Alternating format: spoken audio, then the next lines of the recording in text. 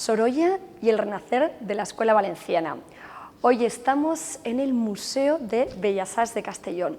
Nos hemos venido para aprovechar ya los últimos días de esta exposición. Una exposición que de hecho tenía que haber concluido, pero tal ha sido el éxito de público que desde el Instituto Valencià de la Cultura han decidido prorrogar esta exposición que se podrá visitar hasta finales de este mes de abril. Así que ustedes tienen tiempo, nos hemos venido. Vamos a darles como unas muletas, unas pequeñas pistas para que si todavía no han visitado esta exposición, vengan y la disfruten.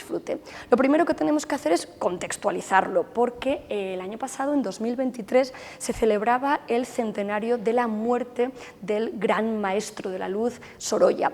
Sorolla muere en 1923 y con motivo de este centenario se desarrollan una serie de actividades por toda la geografía española y evidentemente aquí en su tierra natal, ¿no? En la Comunidad Valenciana, y Castellón no ha querido ser menos, así que ha presentado una exposición muy especial, porque esta exposición es algo así como un diálogo entre el maestro, pero también 4 generaciones, alrededor de 50 años de pintura valenciana, en el que podemos ver sus referentes, Pinazo y otros tantos artistas que se convirtieron de alguna manera en maestros, o bien directos o indirectos, de Sorolla, y luego, por supuesto, los discípulos, ya que Sorolla tuvo una legión de admiradores y de artistas que después hicieron toda una pintura, ¿no? Siguiendo la factura de Sorolla.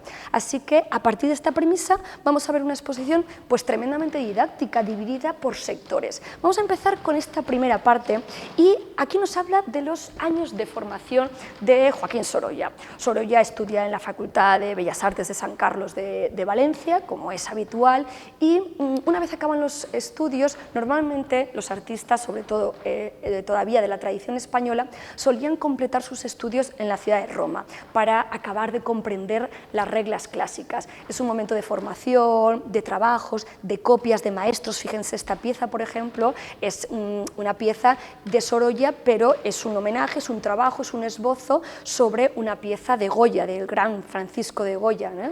En sus obras inmortales, en torno a los episodios del 2 y el 3 de mayo.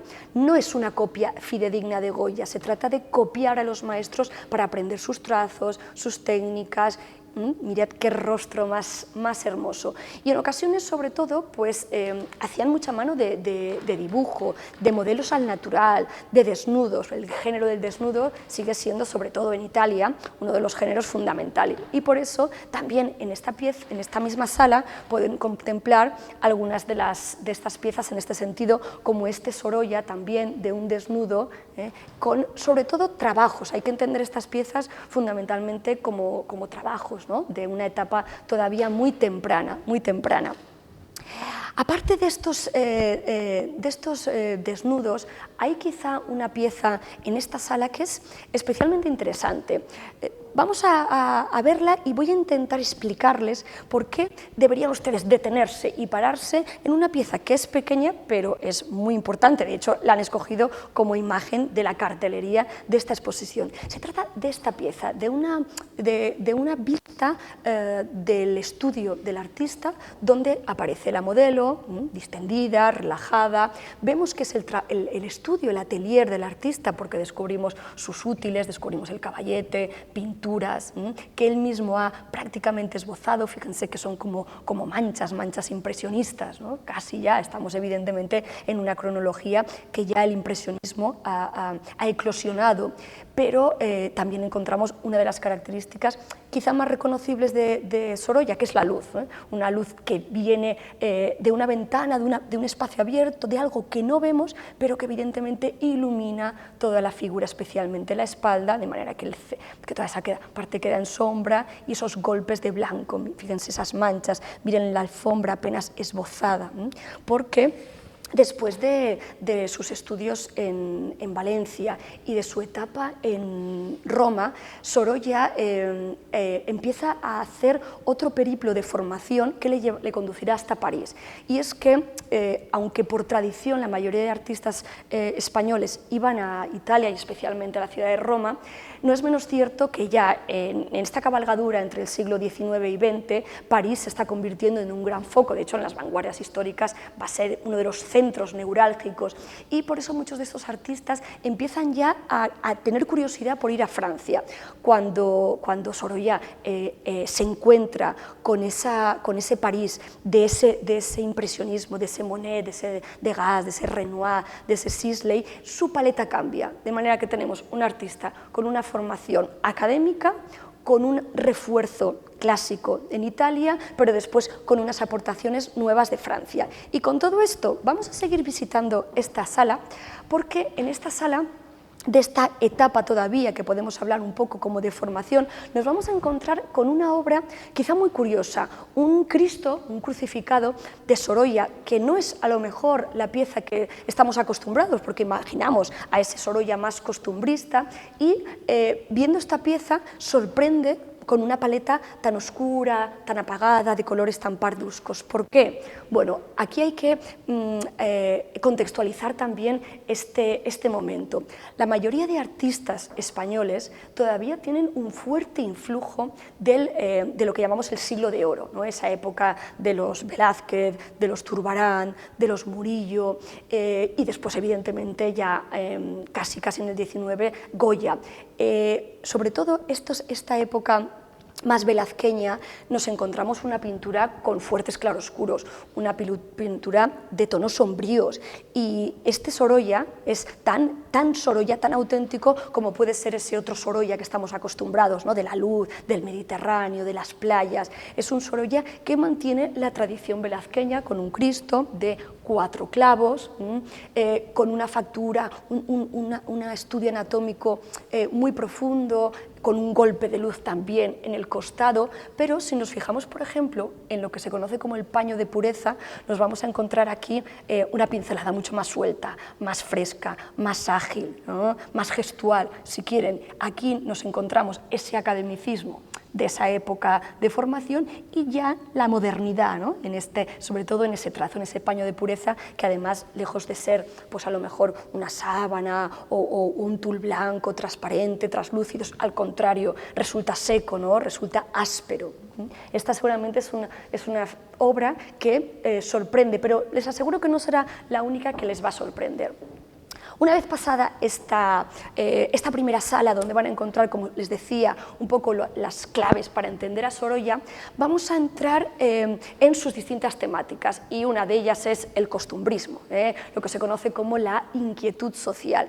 Y aquí, por ejemplo, me gustaría fijarme en esta acuarela, porque el trabajo técnico de Sorolla es excepcional. Esta acuarela dedicada, ¿no?, a ese costumbrismo, en este caso valenciano, de ese típico valenciano que lleva como el puro, con la indumentaria tradicional, con la cara surcada, ¿no?, de arrugas, marcada por el sol, por las horas, ¿no?, trabajadas en el campo, pero con un dibujo tan preciosista, pese a la técnica acuarelada, la técnica muy aguada, muy suelta. Pero fíjense el dibujo, y es que, aunque Sorolla muchas veces se le liga con el impresionismo, hay que tener en cuenta que Sorolla dibuja, nunca ha perdido el dibujo, mientras que el impresionismo en ocasiones, estoy pensando en un Monet con sus nenúfares, llega un momento un Renoir, que el dibujo prácticamente desaparece, esos puentes famosos de Monet en el que prácticamente ya queda en manchas. Sorolla siempre dibujó, y esta es la prueba palpable.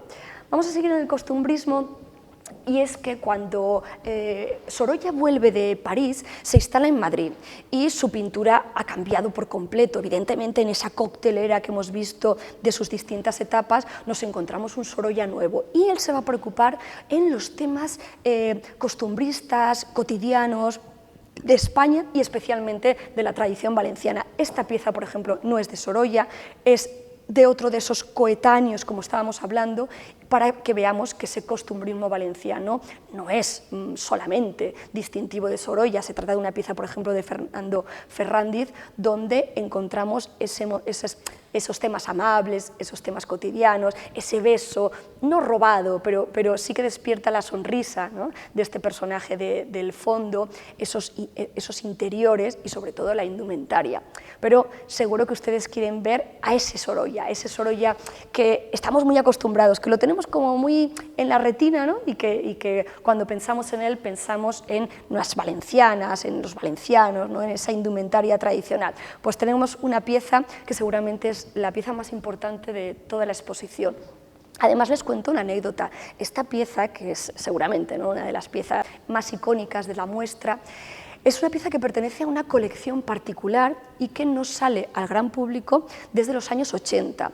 Y es que en esta exposición hay piezas que vienen tanto de colecciones públicas como de colecciones privadas. Esta pieza, por ejemplo, como les digo, proviene de una colección privada, se ha cedido para esta exposición y hace más de 40 años que no sale. Es lo que llamaríamos popularmente un obrón, una obra, ¿no?, en mayúsculas, que recoge todas las características de ese Sorolla, quizá, ¿no?, que estamos más acostumbrados. Una escena popular, una escena amable, una escena cotidiana, en la que en una especie de alquería, ¿no?, espacio distendido, con esa luz tan potente del Mediterráneo, las jóvenes conversan, ¿no?, de manera distendida con este otro valenciano, mientras otro grupo, este primer grupo, aparece como en una intimidad, mientras que hay un segundo grupo en el que otros jóvenes, chicos y chicas, pues en vez de conversar, están en un momento de fiesta, instrumentos musicales, aparece aquí una pandereta, mientras también encontramos ese punto que solemos encontrar también en Sorolla, de esa cierta galantería o coquetería, ¿no?, con el gesto, mientras ella se distrae, él aprovecha y le coge la cintura. Y aquí nos vamos a fijar también en un rasgo que es muy propio de Sorolla. Les decía que a Sorolla se le considera un impresionista. Bueno, en realidad Sorolla, más que impresionista, es iluminista, ¿eh? Él, cuando regresa de París, lo que cambia su paleta es sobre todo en la preocupación y en el estudio de la luz. Y evidentemente, claro que hay trazas impresionistas en algunos aspectos. En este cuadro, por ejemplo, esto es una mancha impresionista suelta, en el que si nos acercamos mucho vemos una mancha, y solo alejándonos nos vamos a dar cuenta que se trata de los detalles de la falda de la joven, ¿no?, que vemos por debajo de la mesa. Pero en cambio, cuando quiere, bien que marca, por ejemplo, la mano, las venas, todos los surcos de la piel, mientras que esa mano está bocetada, fíjense, esta está completamente nítida. Esta tiene el golpe de luz, esta tiene en sombra. Una silla muy marcada, la pandereta. Él va conjugando la técnica, y no siempre utiliza la técnica impresionista, sino todo lo contrario. Él tiene una libertad muy creativa y va combinando según le interese, porque su preocupación es la luz, es el gran iluminista. Focos de luz, focos de sombra. Es una pieza extraordinaria, con unas diagonales, con una composición, como les decía, marcada no solo por los dos grupos, sino por unas líneas. Fíjense esa diagonal de la silla, este otro cruce, el recto de la guitarra, el banco, ¿no? Hay una serie de líneas compositivas que son tremendamente interesantes. La silla, la pata de la mesa, va jugando y va demostrando esa maravillosa calidad. Yo les decía antes que Sorolla muy pronto conseguirá el triunfo, y a diferencia de otros artistas valencianos, seguramente será el más atrevido, el más decidido. Tanto es así que a principios del siglo XX Nueva York le dedica una gran exposición a su figura, con más de 300 obras, que seguramente catapulta, ¿no?, a Sorolla como uno de los artistas españoles más importantes del momento, y ahí es cuando aparecen tantos y tantos discípulos. Esta pieza, que podría parecer un Sorolla, la que tengo a mis espaldas, que podemos encontrar todos los rasgos, cuidado, no nos llevemos a engaño, es de uno de sus discípulos, uno de los discípulos además que marca y continúa la tradición iluminista, la luz, el costumbrismo. Aquí fíjense el detalle, ¿no?, mientras descansa este personaje a la sombra de un naranjo, ¿no?, ella le va a hacer, la joven, le va a gastar una broma con esas hojitas, ¿no?, para despertarla, con la complicidad de la otra joven, que se gira para ver cómo acaba este episodio. Siempre esos momentos, ¿no?, cotidianos. Ahora sí les voy a enseñar un Sorolla, que es también para mí una delicia y una de las piezas más bonitas en las que se tienen que detener sí o sí. Se trata de esta escena muy similar a las anteriores, en la que también tenemos un conjunto de jóvenes, aquí también aparecen los instrumentos musicales propios de la época, una especie de alquería, fíjense qué bonitos, ¿no? Los guiños tanto a la vegetación como, por ejemplo, a la cerámica, ¿no? Con estas piezas, el gesto cotidiano, ¿no? Del perro que se ha adormecido, ¿no? Sobre la manta del joven, un poco la postura de hastío, de aburrimiento, ¿no? de esta joven, mientras que las otras utilizan el abanico también, como otra vez, ¿no? La escena de galantería. Bueno, y este capítulo de costumbrismo se va a combinar también con otras escenas distintas. Vamos a cambiar de registro y nos vamos a esta otra sala en la que quiero que nos fijemos en una pieza que estará dentro de otro de los grandes géneros de Sorolla, que es el retrato. El retrato, por ejemplo, el Museo de San Pío V de Valencia, el Museo del Prado de Madrid, tienen retratos. La propia ciudad de Madrid tiene un museo dedicado a la figura de Sorolla, y hay algunos de los retratos magníficos que cinceló. Me quiero fijar en no por su calidad, sino otra vez para que volvamos a encontrarnos con esa sorpresa de ese Sorolla que hemos visto antes en el Cristo, de ese Sorolla oscuro, de ese Sorolla que busca la penumbra, de ese Sorolla que sigue la tradición del siglo de oro, que sigue la tradición velazqueña o de Murillo o de estos artistas que todavía están enmarcados en el barroco. En este retrato, en el que aparecen dos pescadores valencianos, por tanto, conjugamos tanto el costumbrismo como el género del retrato, vamos a encontrar una paleta muy distinta, y eso que esta pieza está pintada en 1903, que es el momento, ¿no? de mayor efervescencia seguramente de este artista valenciano. Así que les va a sorprender esta exposición, porque seguramente este tipo de piezas no la tenemos como en el imaginario, ¿no? de Sorolla. Estamos acabando ya, nos vamos, ¿qué les parece? Continuando con este género del retrato, algunas de las piezas que se han escogido para esta exposición. Son piezas sobre todo, como les diría, de un ámbito más íntimo, más cercano.